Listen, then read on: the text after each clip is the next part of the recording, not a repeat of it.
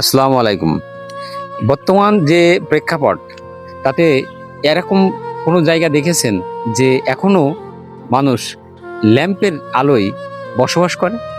আসুন আমাদের সাথে, আজকে আপনাদের দেখাবো। আসুন যে একটা মানুষের জীবনযাপন কত কষ্টের হতে পারে, এটা আপনারা সরাসরি না দেখলে বুঝতে পারবেন না। আসুন আসুন। আসসালামু আলাইকুম। ওয়ালাইকুম আসসালাম। কেমন আছেন আপনারা?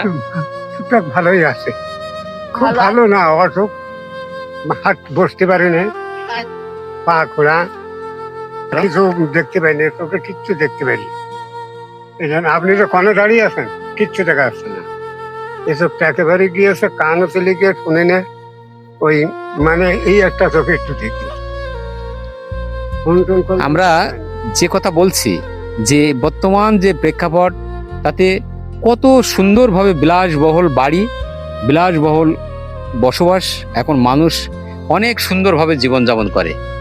এখন আর মানুষ কিন্তু এই ধরনের আর বসবাস করে না। আপনারা ভাবতে গেলেই মানে অবাক হবেন। আপনাদের একটু দেখাই, দেখুন যে বর্তমান যে প্রেক্ষাপট তাতে আপনারা দেখতে পারবেন যে এই ল্যাম্পের আলোয় এখন বর্তমানে মানুষ চলে। আমরা এই দেখেন, এই ল্যাম্পের আলোয় এই দুটো মানুষ বসবাস করে। এখনো পর্যন্ত বিদ্যুৎ কি জিনিস তাদের দ্বারে পৌঁছয়নি। তাদের এই গৃহে এই ল্যাম্পের আলোয় এখনো বসবাস করতে হয়।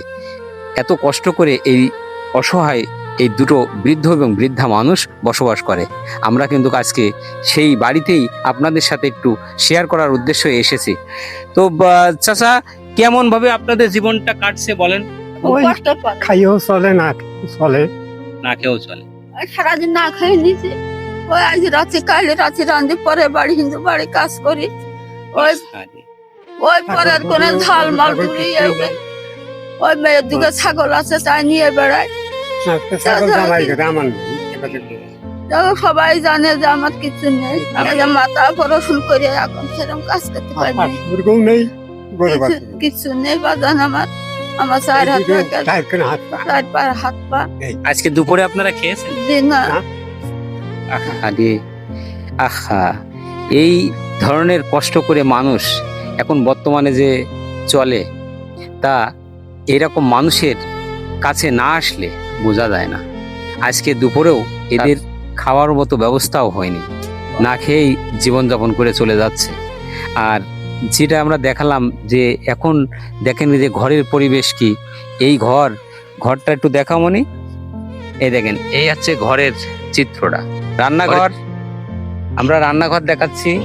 এই দেখেন হচ্ছে রান্নাঘর, এই হচ্ছে রান্না করা ঘর, আর এই হচ্ছে থাকার ঘর। এই ঘরে কি এখন বর্তমানে মানুষ বসবাস করে? এই ধরনের কোনো ঘরে মানুষ কি থাকতে পারে?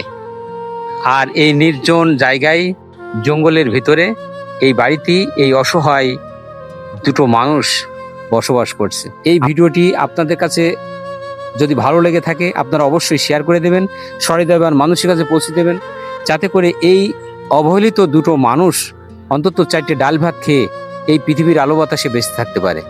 মানবতা কি বলে? মানবতা তো মানুষের পাশে দাঁড়াবে, এটাই তো চিরাচরিত নিয়ম। মানুষের পাশে মানুষ থাকবে, মানুষের জন্যে একটু সহানুভূতির হাত বাড়াতেই পারে। আমরা চাই যে এই অসহায় দুটি মানুষের পাশে আপনাদের একটু সহযোগিতা। আপনারা যদি একটু সহযোগিতা করেন তাহলে হয়তোবা এই দুটো মানুষ অন্তত 3 বেলা 3 মুঠো খেয়ে বাঁচতে পারবে।